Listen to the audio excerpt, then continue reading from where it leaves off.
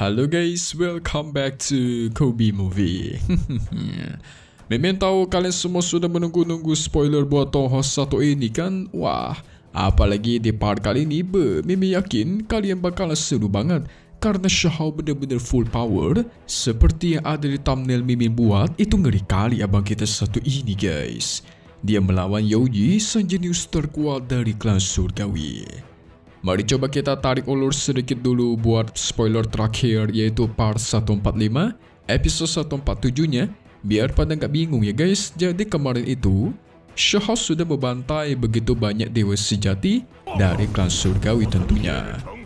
Tindakannya memicu perperangan di mana klan surgawi mengerahkan seluruh kemampuan mereka untuk mencari Xiahou dan melumpuhkannya. Sementara Xiahou yang ada di runtuhan kunonya, dia malah dihampiri oleh Yulun, salah satu jenius dari klan surgawi. Sehingga terjadilah pertarungan sengit di antara mereka. Tetapi jelas, Xiahou jauh lebih kuat dan berakhir melancarkan tombak yang mengenai dadanya Yulun. Mantap. Nah, sampai di situ spoiler terakhir kita, so langsung saja kita masuk ke intro ya guys. Hehehe.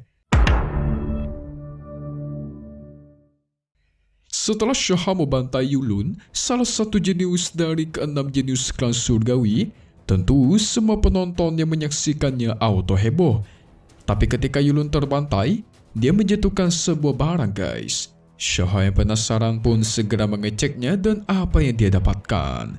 Ternyata itu adalah harta karun rahasia yang bernama segel simbol dewa surgawi. Ini merupakan senjata pembantai menakutkan. Kalau semisal sedari awal Yulun menggunakan segel simbol dewa surgawi ini untuk menyerang Xiahou, mungkin hasilnya bakal berbeda guys. Minimal si Xiahou itu terluka parah. Tetapi ya begitulah si Yulun yang terus sombong sedari awal. Dia percaya diri bisa membantai Xiahou cuma dengan satu serangan. Dan hasilnya malah dia meninggal itu. Sehingga kalau sekarang dihitung-hitung, sudah ada 2 dari ke-6 jenis surgawi yang berhasil dibantai oleh Xiahou nih. Saking paniknya para junior, mereka segera kabur dari sana, ingin melaporkan kejadian ini kepada senior Youyi. Buat kalian lupa, si Youyi itu adalah jenius yang berambut ungu. Dia tuh sering bersama si Yunxi guys. Dan kebetulan katanya Youyi sudah bergabung dengan batu mandat surgawi, di mana itu mengartikan Youyi adalah jenius terkuat nomor 1 dari klan surgawi untuk sekarang guys. Wah.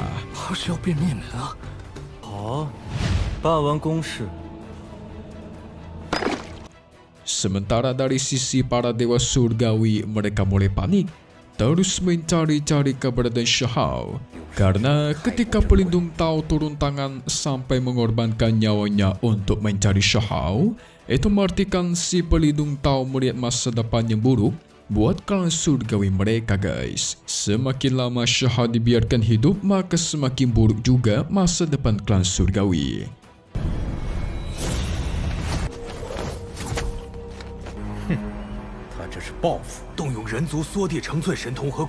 Kita beralih ke Akademi Tianxian. Youyi yang mendengar berita kematian Yulun di tangan seorang pemuda dari runtuhan kuno alias Xiahou tentu terkejut. Dia terdiam, tidak bisa berkata apapun. Secara perlahan emosinya pun meluap karena tindakan Yulun yang begitu egois mencoba membantai Xiahou, malah hasilnya dialah yang terbantai.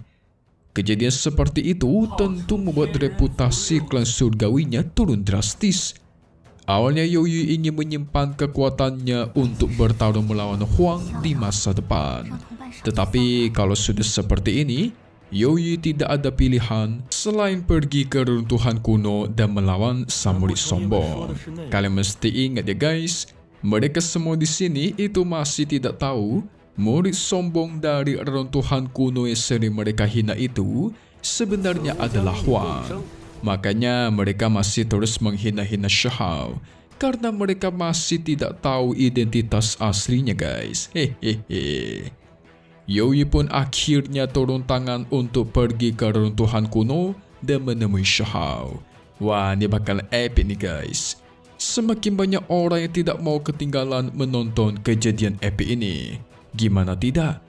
Yoi yang dikenal sebagai jenius terkuat kelas surgawi menemui samurai sombong dari reruntuhan kuno yang tidak terkalahkan berdasarkan rekor dari Kopi Movie.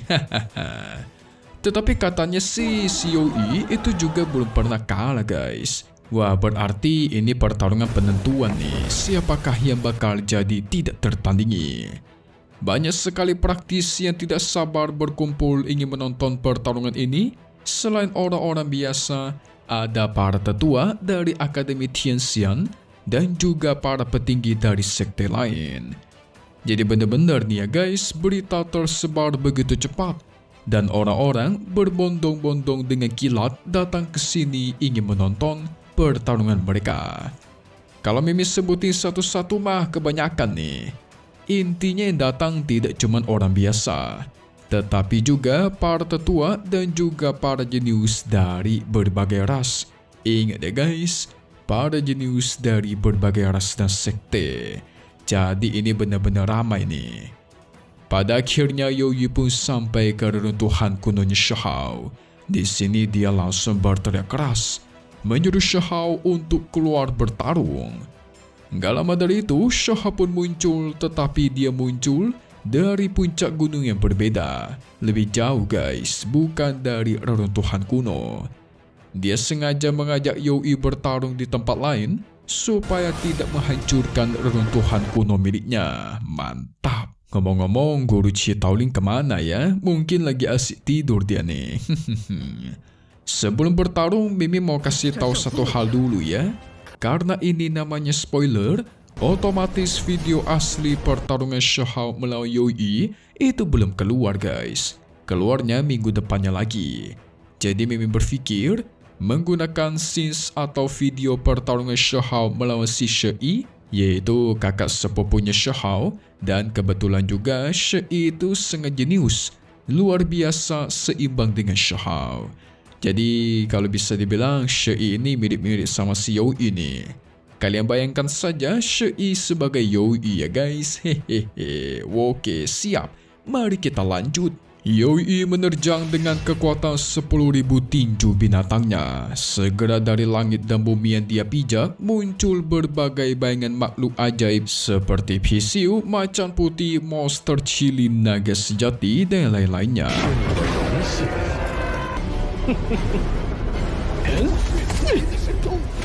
Itu merupakan efek dari tinju 10.000 binatang. Kekuatan ini terkenal sebagai salah satu metode rahasia super kuat. Shahao tidak takut, dia berdiri dengan tegak, bersiap untuk membalas. Sehingga duar, adu tinju pun terjadi, menciptakan ledakan luar biasa. Ini seru sekali.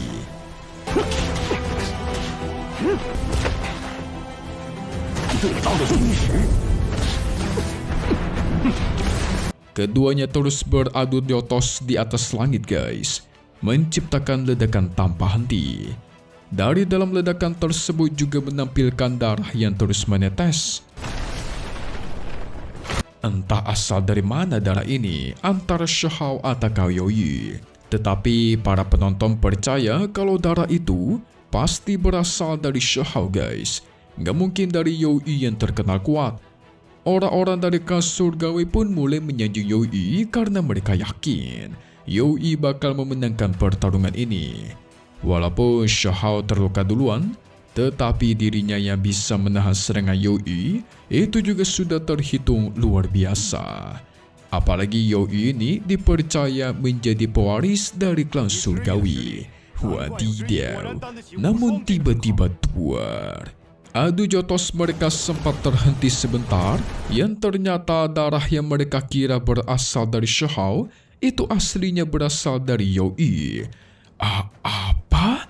Darah itu berasal dari Yoi? Bagaimana mungkin? Padahal Yoi sekarang sudah merubah bentuk tubuhnya menjadi seperti dewa iblis bertanduk ungu guys. Tetapi dia masih terluka duluan. Ketika adu tinju Shahao dan Yoi berhenti, mereka pun melihat secara jelas kalau Shahao benar-benar tidak terluka sama sekali.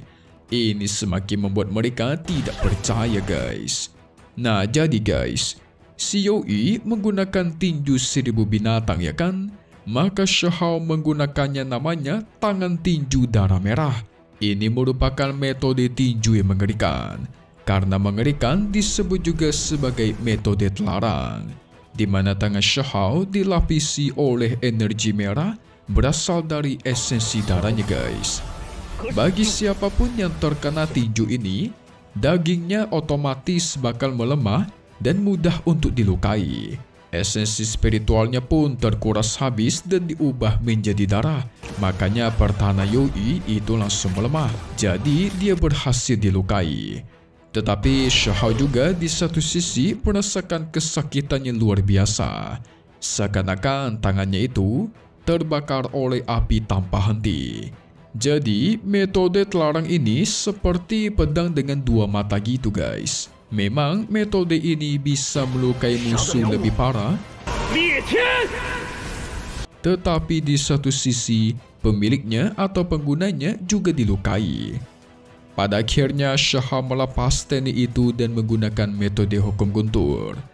Dengan menggunakan petir luar biasa yang menyambar ke tangannya, guntur dikumpulkan, dia campur dengan darahnya. Dengan begitu tinju darah merahnya pun bisa dilepaskan. Soalnya kalau semakin lama digunakan teknik terlarang ini, bakal semakin bahaya buat tangannya Shahao guys. Lagi pula tekniknya ini belum sempurna, jadi sangat sayang untuk digunakan sekarang. Sehingga nggak perlu basa-basi lagi, keduanya pun bertukar serangan di atas udara dengan begitu sengit dan seru sekali.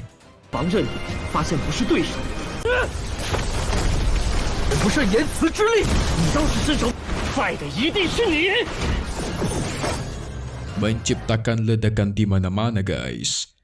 Shahao menjebak Yoi dengan kekuatan kaki ular emas. Itu berhasil menangkap dirinya, membuat Yoi tidak bisa bergerak dalam waktu tertentu, membuat Shahao tidak mau melewatkan kesempatan, langsung dilancarkan serangan petir guntur yang super kuat ke arahnya Yoi. Nggak ada pilihan, Yoi harus menggunakan teknik auma singanya. Dia meraung sekeras mungkin dan itu berhasil memblokir serangannya Shahao. Wah gila.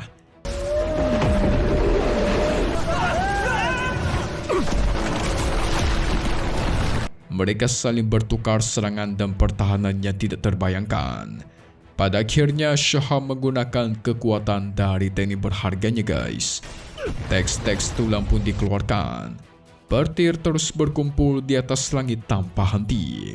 Langit dipenuhi akan badai guntur yang luar biasa. Ini disebut sebagai petir kesengsaraan. Menyadari kalau serangan satu ini berbahaya,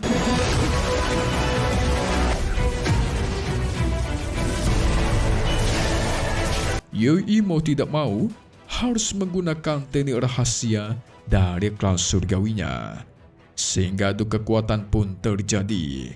Shahao dengan teknik petir kesengsaraannya, sementara Yoi dengan teknik rahasia klan surgawinya. Menciptakan ledakan besar sebesar bom atom nih. Waduh.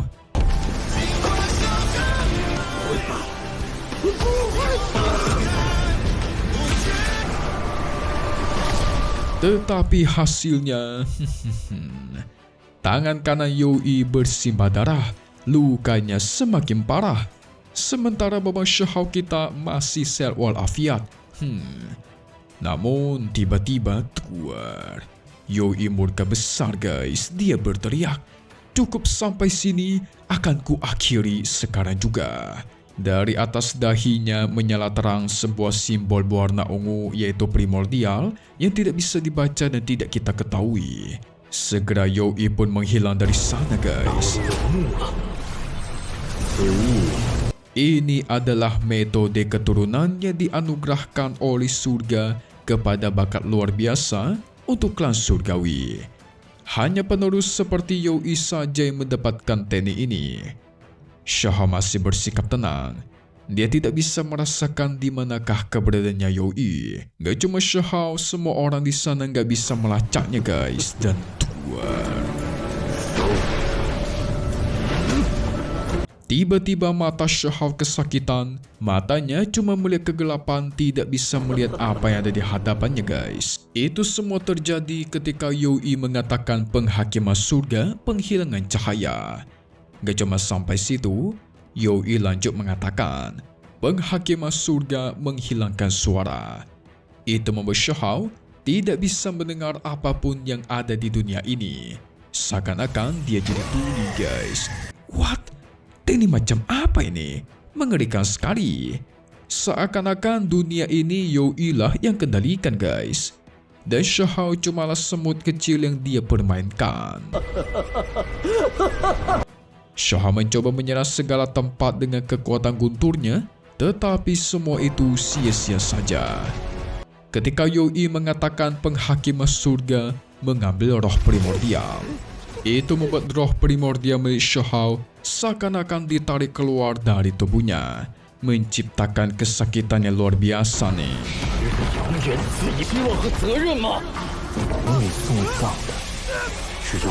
Buset, ini tadi macam apa? Ngeri sekali. Sekarang Mimi ngerti guys. Jadi si Youyi itu seakan-akan membuat sebuah domain atau ruangan khusus yang dia kendalikan. Sederhananya itu dia bikin kandang gitu dan Shahao dimasukkan ke dalam guys.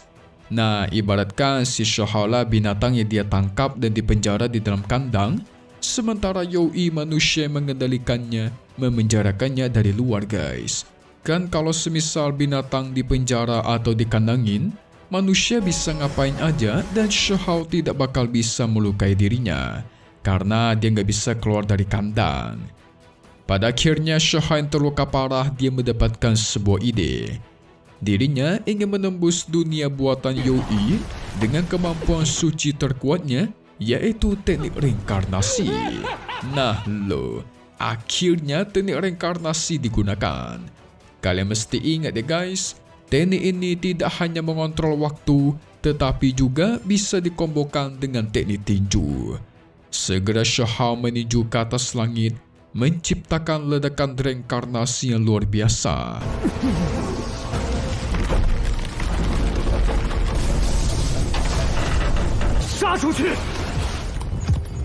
Itu berhasil membuat Youyi yang bersembunyi auto batuk darah.